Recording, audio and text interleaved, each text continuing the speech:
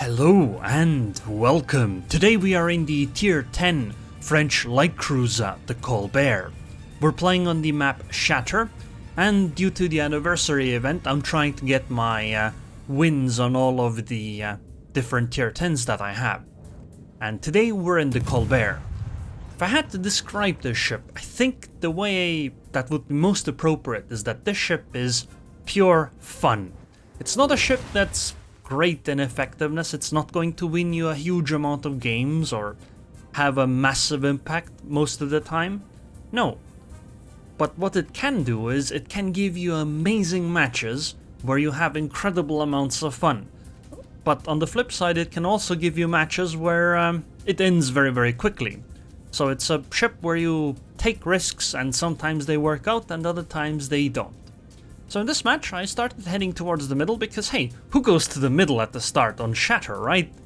So, you know, usually if a ship goes it's gonna be like a destroyer, which is gonna be perfect because Colbert has amazing HE DPM.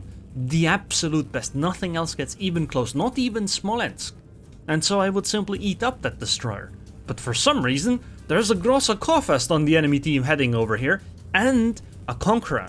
And because of the way I have Colbert set up with my maneuverability stuff, unfortunately my concealment isn't great either, so I had to be spotted there for a bit, and now I'll have to just try to get away as quickly as I can. Oof, that just took half my HP. So yeah, sometimes the risks simply don't pay off, and I'm gonna try to disengage here, but this isn't looking great. Seriously, this is looking pretty bad. Yeah, I made a mistake here. I actually accidentally damage control partied even though my rudder was only gone for like 6 seconds. A GK combined with a ZAL? Oof, this is gonna be... it seems like it might be a rather short game. But we're still gonna try because sometimes you get away with the craziest stuff in the ship. Oh, I think we survived here. Oh yes, I think we survived. Sure, we lost, we lost a lot of our HP, and we even used the heal, but we survived. Not that we gained anything from that, but I mean, again, sometimes you take risks and sometimes they pay off, other times they don't. As long as you can try again, that's all that really matters. So now, I'm just gonna shell this Moskva because apparently this is a pretty nice position to be in. So the way I have set up Colbert is I don't take range, because the shells are really floaty. And when you go beyond your base range of 13.8 kilometers, even at 13.8, it ends up being quite difficult to land your shells. I mean, look at this, right? This is within my base range. I don't have advanced firing training or the range upgrade, and even there the shells take 8 seconds to get there. So the way I have her set up is that I took, instead of concealment, I went for the rudder shift upgrade, and then I took the propulsion mod. And the way I usually seem to play her is that I try to move around a lot. And I try to use my 13.8 kilometer range. That is, I go somewhere near my maximum range and I start shelling the enemy. And then when I get spotted, I simply sail a kilometer away so that I go beyond my maximum range, and then I get unspotted immediately, right? Because I have exited my maximum range. And that's something quite nice. If I had increased range, I couldn't do that nearly as easily. So there's a Holland trying to hide behind that island. I don't really know how I should try to aim to hit her, but if I just spam enough shells in her general direction, she's going to leave. And yeah, she did. And now we're just gonna keep randomly spamming shells and hope that some of them hit and... Oh, there it is! Oh, there's a ZA! Let's do some more damage! But let's make sure that we reverse behind the island so that only one of our, or only the front portion of our turrets fire. Mostly because that keeps me safe. Now, this is a CV match, right? And one of the downsides of a CV match, other than the fact of a CV match like this, is that we have an Audacious. And I think an Audacious is a rather weak aircraft carrier. And the enemy team does not get an Audacious. Therefore, I think the enemy team is, by default, in a better position. However, right now I think we have more or less equalized the game.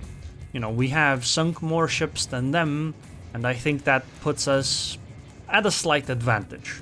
If our Audacious were a Manfred von Richthofen, for example, then I would say we would be squarely ahead, but right now, not so much. Anyway, the plan is to try to go over to where the smokescreen is from the Haruguma and simply shell the GK. Or I guess I could just keep going over there in a straight line, shell the Grosse Kaufest as I pass by, and then go behind the island again, and maybe try to finish off the Za if I could. The main thing with the ship is that you have to pick your battles, and if you pick the wrong battles, your game is going to be rather short, because this ship has basically no armor.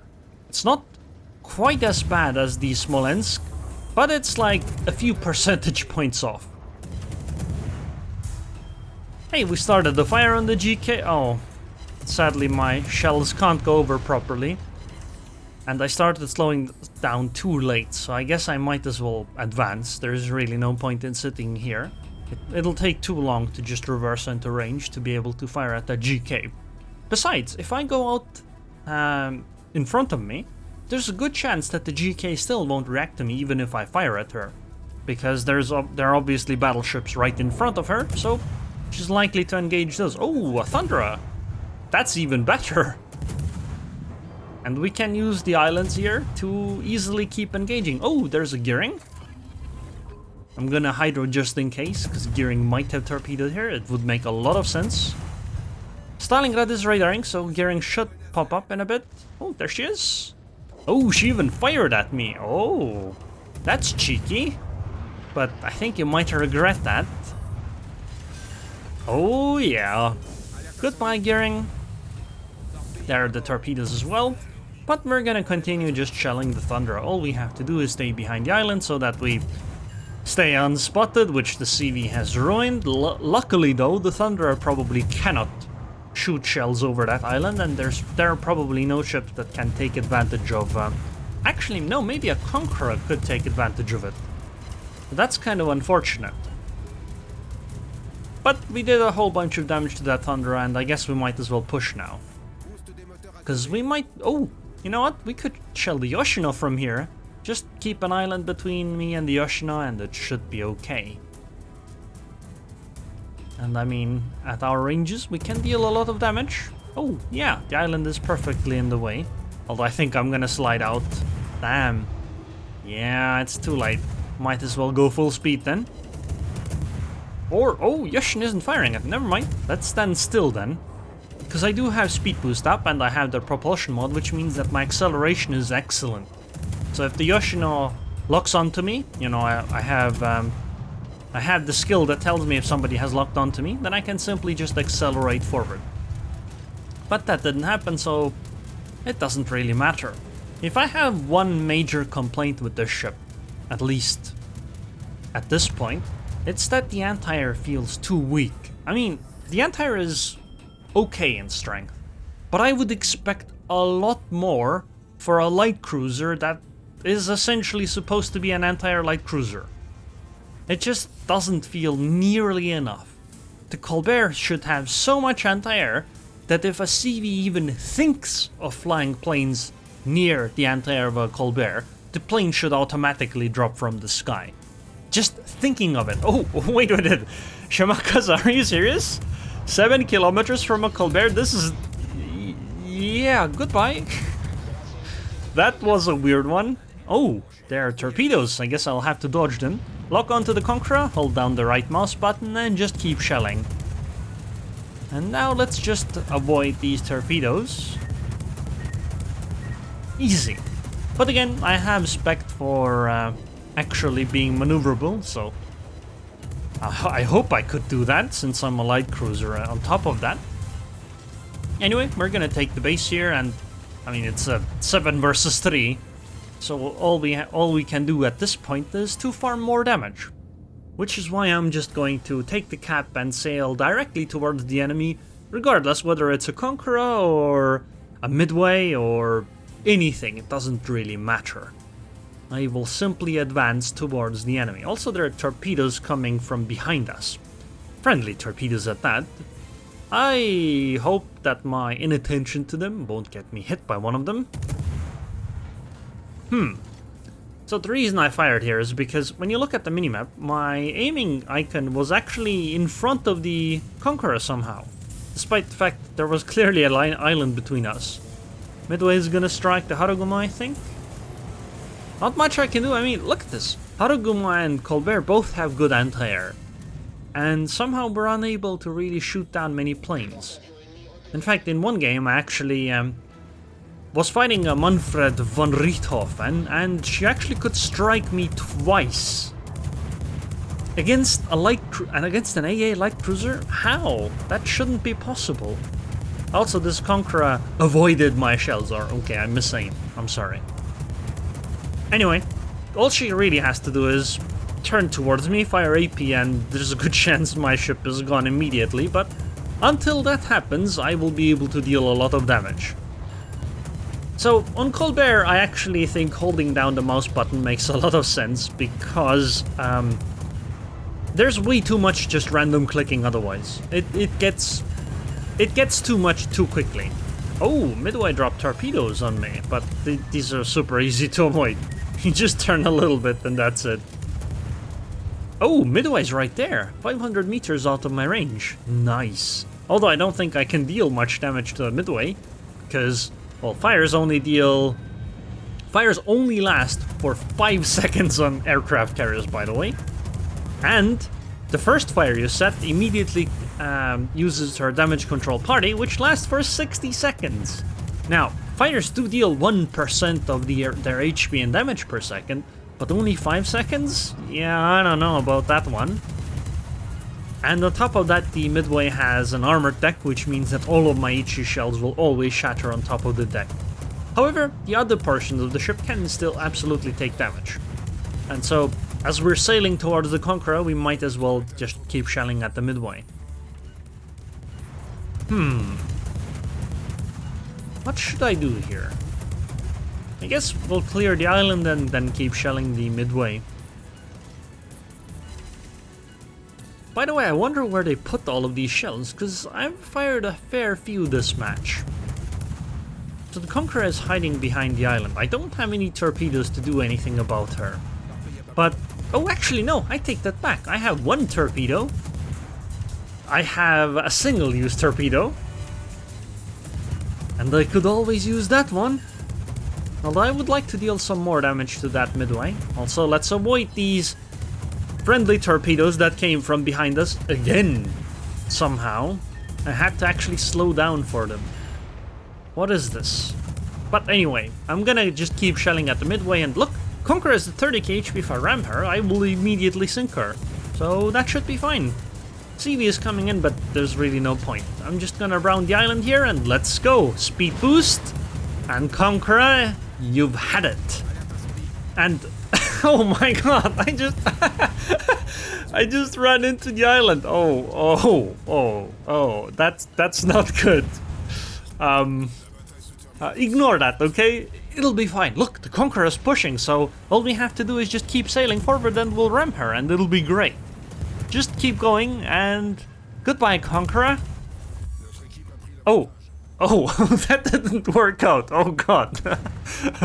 Oh, whoops. No, it's fine. It's fine. Look, see, I started a fire. The fire's gonna sink her. That was actually my plan all along, okay? See? Just according to Keikaku. See, I sank that Conqueror. No problems at all. That was exactly what I had planned. So, 203k damage, sank 4 ships, shot down 15 planes, capped 2 bases, a Confederate high caliber, and one of the achievements like 2800 base XP. Wow. I'm gonna compliment that Stalingrad because he actually played an important role during the push. I don't think we could have done the push near as easily without her. But hey, look at that damage. 35k alpha on the Conqueror, not fire damage. In fact, look at my damage in general. 149k is from alpha damage. And I didn't even get a wither this game. Also, I took 64k damage. That Conqueror salvo definitely hurt. 8 AP shells, 24k damage. But yeah, surprisingly, I don't have IFHE or anything like that. So it's kind of surprising that so much of my damage is alpha damage instead of fire damage. So let's take a look at the commander skills. Oh, look at that! I got complimented! 2 compliments right there. Your karma has increased by 2. And another one! A third one! Nice! Very nice. See? This is how... Oh, and another one! See? This is how you farm karma. Just get a Colbert. Anyway, let's take a look at the commander skills. So, priority target, adrenaline rush. Then, obviously, basic firing training. Then you go for concealment expert, obviously. Then superintendent for the extra heal, because that's what you usually always want. Then demolition expert, and then survivability expert. I don't really know what else to get. I mean, it's really useful with the extra HP, but on the other hand, you could drop this and take like jack of all trades, and I don't really know. I would really like radio location, to be honest, but that would require me to drop something other than just survivability expert, right? I would need 1 extra point, so I'm not really sure. So, you might think you might want AFT. This would increase the ship's range, but you can't really hit anything at those kinds of ranges. And then you can't utilize your concealment and max gun range quite as efficiently. And I don't really enjoy it as much. It just doesn't make the ship quite as fun as she is right now. So upgrades wise, it is what you would expect. Obviously gun reload, right? Then the rudder shift, as I mentioned, instead of concealment. This puts it at 5.5 seconds. Not the greatest, but I mean, it's pretty good. Then propulsion mode. I mean, you could go for rudder shift here, because you do have a speed boost, but I think propulsion is better, because you don't have a speed boost all the time. Also, keep in mind, 620 meter turning circle means that this ship is incredibly maneuverable. Then aiming systems, because none of the others matter. You don't need turret traverse, because your turret traverse is already 6.9 seconds, and the AA guns modification doesn't really do anything. Sure, you get more priority sectors, but it doesn't really do anything.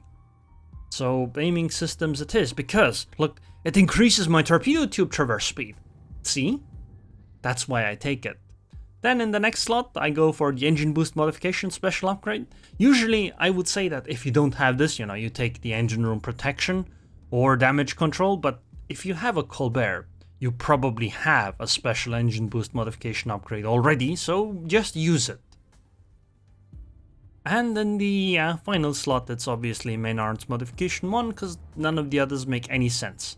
I mean, you could say maybe Colbert's main guns are like secondary, so they could get double the HP from this, but I really doubt that that's the case. And here you can choose defensive fire or hydro, but defensive fire doesn't do anything much either, so also not really worth it. So, a quick look at the armor, 16mm, 80mm citadel protection, and look at the size of the citadel too. This sits squarely out of the water, and it's most of the length of the ship. So, it's rather easy to punish this ship.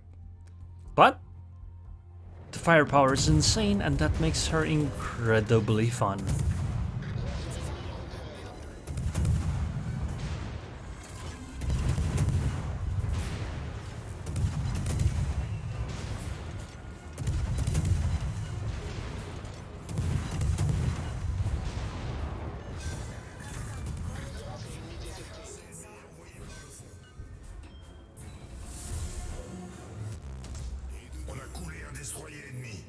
And a double strike in a Colbert.